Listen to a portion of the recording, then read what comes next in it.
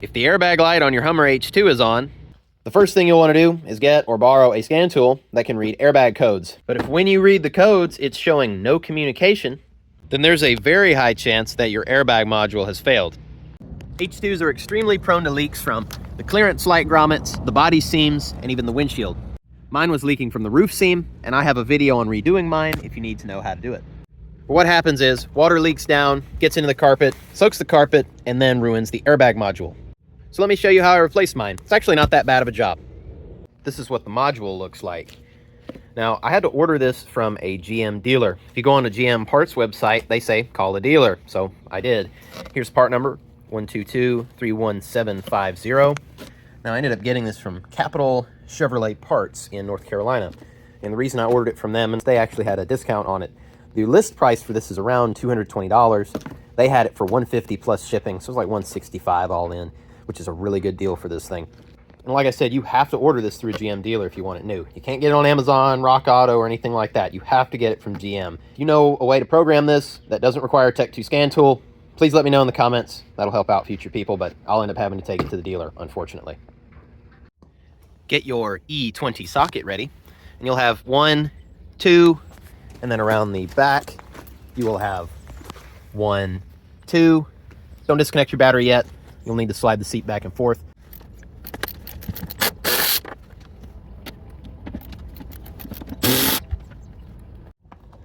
Might need a magnet to get this one out because I'm having a real hard time. There we go. It's recessed in there. Now I'm going to move this seat all the way forward so I can get to the rear bolts. For the rears, you're going to need an E14 socket. These were pretty difficult to remove, so I got the impact gun.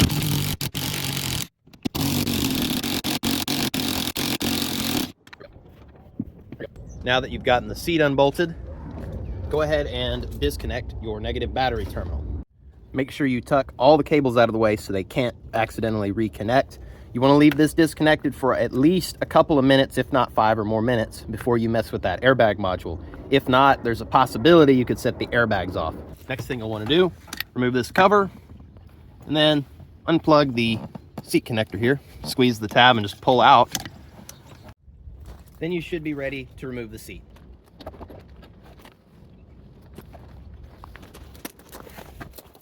Now we have tons of access to what we need to get to. Now, unless you want to remove the entire carpet in this vehicle, I know that I don't want to, you're going to have to do a few tactical cuts in the carpet.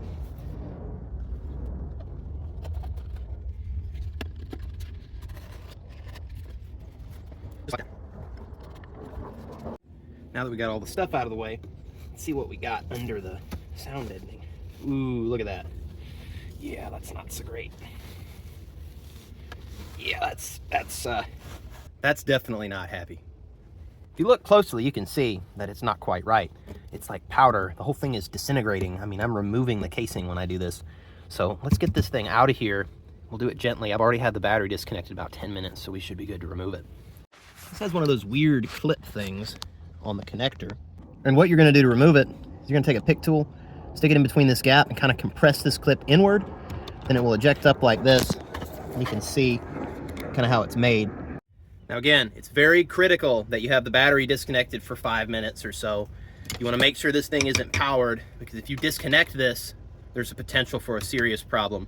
Another thing I'd highly recommend is that you take this connector off prior to unplugging this, because if this module is flipped upside down while it's plugged in, it will set the airbags off because it believes the vehicle's rolled over. So it's extremely critical that you don't mess around with this thing. Otherwise, your airbags are going off.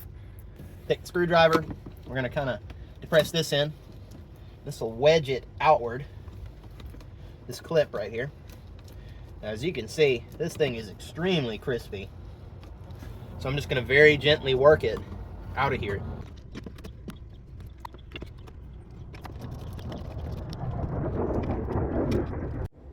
Unfortunately, this thing is so difficult to deal with, I'm going to have to remove it to play with that connector. It's extremely, extremely stuck.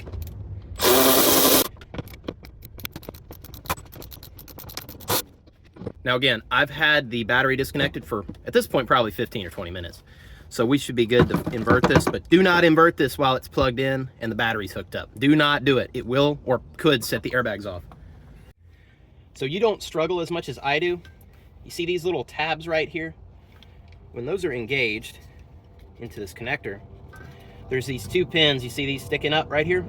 You have to pull the connector out while simultaneously kind of helping these because they were stuck. You see how they move? You want both of these in, so you got to kind of wiggle it and work with it, but it'll eventually come out if you play with those pins and wiggle it out. But here it is. There's a connector, and there's our old module. I do want to point something out. Part number and service number are the same on this one. This one, the part number and service number are different, but these should be the same module. They just superseded the part number. They should function in the exact same way. Clean up all the old dog hair and all this nasty aluminum powder corrosion stuff. That way we'll get a nice clean slate and get everything back in.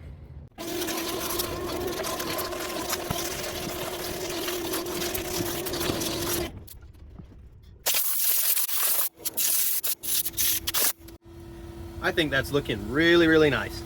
Now, after some thought, I think I'm actually going to remove this sound deadening. The reason is I think this is what ultimately held the moisture in here and made this thing corrode out. So I'm going to cut around it and just take it out.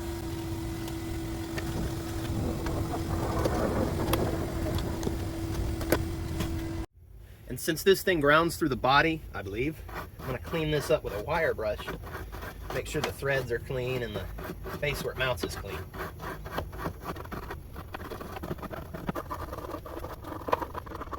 That's as clean as I could get it. These are nice and tidy. I'm gonna go wire wheel the nuts because they're just a little bit on the crusty side. Don't want crusty nuts on your airbag module. Got the crusty nuts all cleaned up. Now, since I'm a little paranoid, I'm just gonna put the slightest finger swipe of anti-seize on these threads.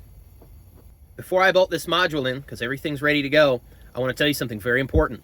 You need to bolt this module to the floor before plugging it in. And the reason for that is if you invert this module, flip it upside down, it can set the airbags off. Remember what I said earlier?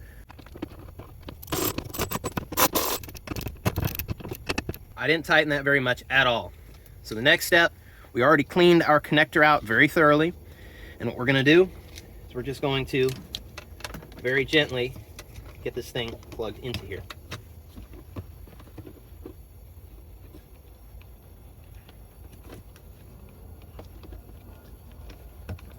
Make sure the wires or this little safety tab aren't hanging you up, because this one's trying to get me.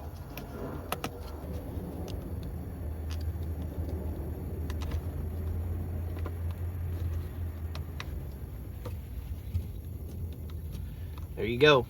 Plug your safety clip in, and your module is now installed. I'm just gonna leave it like this. I don't think it matters that much. I just don't want to have problems with moisture again. And hopefully just having this carpet laying on top kind of loosely like it is will be better than having that sound deadener attached directly to the module.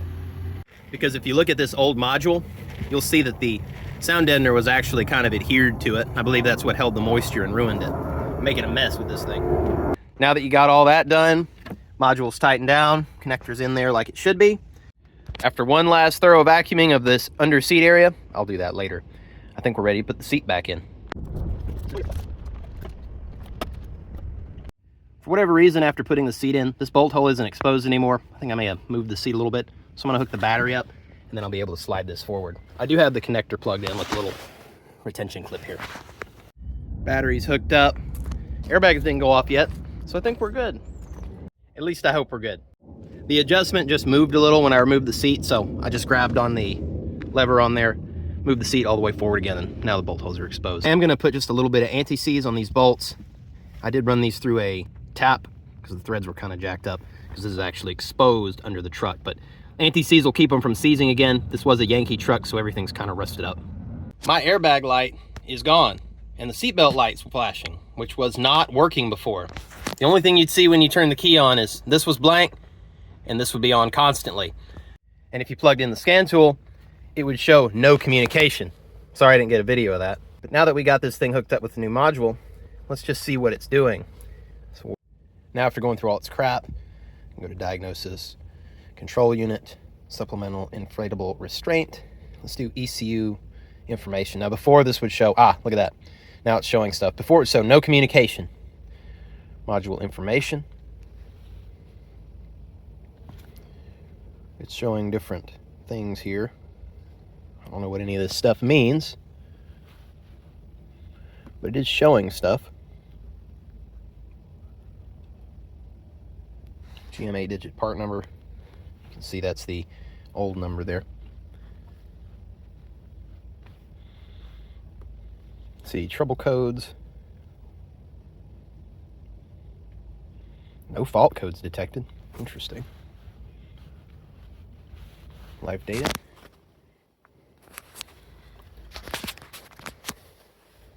Inputs. Voltage, okay.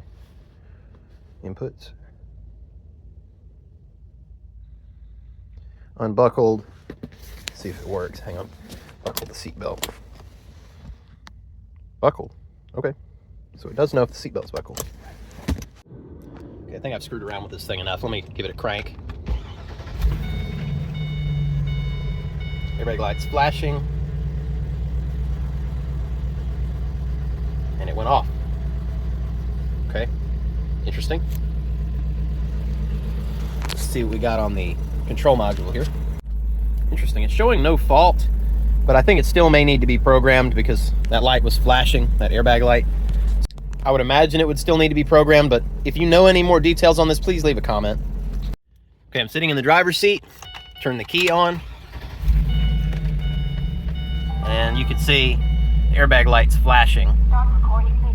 So that must be the sign that it needs to be programmed, because I have no codes and it is communicating with the ECU, but that light flashes every time I turn the key on.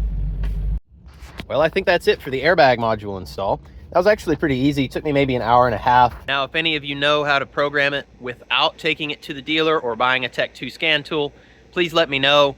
I'll be putting this video up early December, so I'll probably be taking it to the dealer maybe next month or later this month. So if you know, leave a comment and we can try that. Otherwise, I'll put an update video and let you know what I end up doing, which is probably just going to be taking it to the dealer.